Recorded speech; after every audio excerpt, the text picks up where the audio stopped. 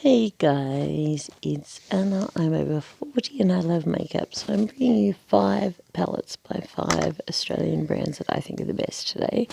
This first palette is the Day to Night palette by Sophie Karcher for designer brands. As you can see, it's fairly neutral, but I truly do think it's a Day to Night palette. That silver colour, check it out. It's almost got a blue undertone. It's beautiful. I've had this palette for nearly 3 years.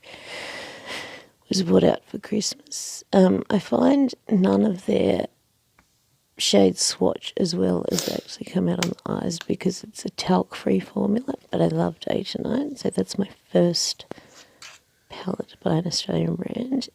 My second palette is also by designer brands, and it's Wish Upon a Star. It's similar in design to the Too Faced one, except for these amazing squishy shimmer shadows at the top that are kind of like a cover shock, and then there's a matte version of the majority of the colours or tones with them. So a really easy way to do it is to, put them at your crease and then have these beautiful wet shimmers. This palette is 8 months old. It's still as easy to work with as the day I got it. They're called glitters, but they're certainly not like those annoying press glitters. So, see the shimmers there. Beautiful. I love that one. It's a very long palette, so I like the packaging. I like designer brands. They're vegan and cruelty-free.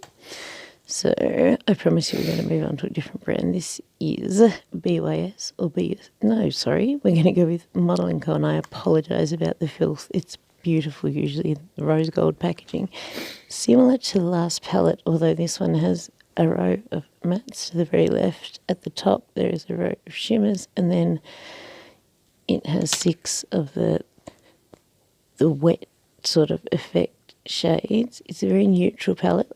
I think White is Tarty lauded for being the first person to do this, because this existed well before. This one I've had for a year. So this is like Priceline, which is Australia's version of Ulta. If we had it would be their house brand.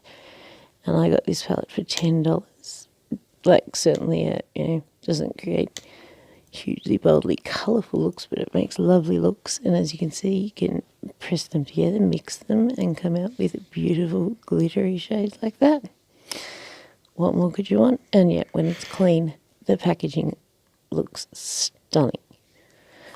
Now, I believe we're going to go with a palette from BYS or Be Yourself. Couldn't be more different to the last palette. It's the Rebel palette. I love the packaging on this as well. Like the studs are raised, make that really cool sound. And then when you open it, you've just got a glimpse of the colour scheme. So it's kind of subculture-ish in vibes, I guess. There's a lot more mattes and there are shimmers. There's one of those annoying blacks with lots of coloured glitters through it. But aside from that, the rest of them are great colours. I don't use a whole lot of colour. I wouldn't say I never do, but it's nice to have the option. And BYS make so many palettes. I don't have a great deal of them. I do have another one that's the berry palette. So they do a chocolate scented line, a peach scented line, a berry scented line. I have the berry palette. So look at the colours. They just come out beautifully. They sort of dupe and they sort of don't. Like they have this tin style palette. There's the Naked 1, 2 and 3, but then there's like literally maybe 20 other ones.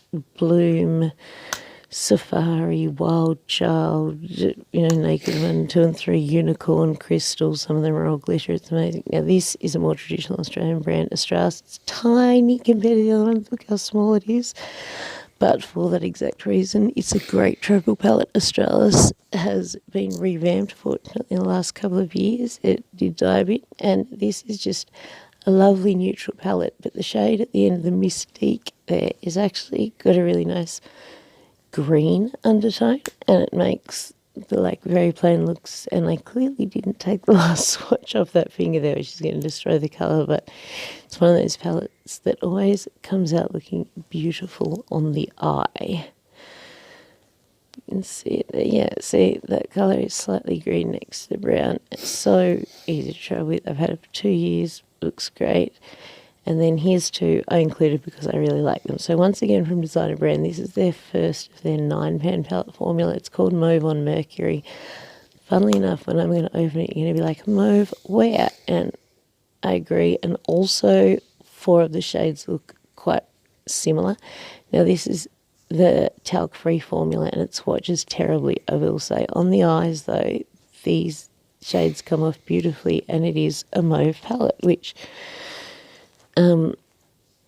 looking at it, even I'm looking at it now going, okay, no, that's a beige palette with a strange shimmery red and a strange blue, but it's actually, yeah, I like the 9 pans too. I like the fact that they're not doing tints, but you can even see on my arm that those 4 shades have come out mauve, and I really like it. It stays all day. I like the style of palette. It sort of reminds me of a lot of, well, they were doing monochromatic long before Colourpop, because that palette was from December 2018, and the Halo Eyes palette by Australis, which is a palette designed for doing one look, but it does that look beautifully well. Look at that stunning olive green colour, that gold colour, and the black in there is the blackest eyeshadow you'll ever find.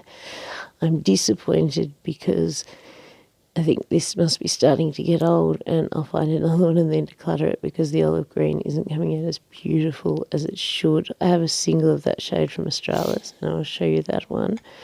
But that is an absolutely stunning palette. So yeah, they were the 2. And I hope you enjoyed it. Please comment, like and subscribe. I'll see you next time.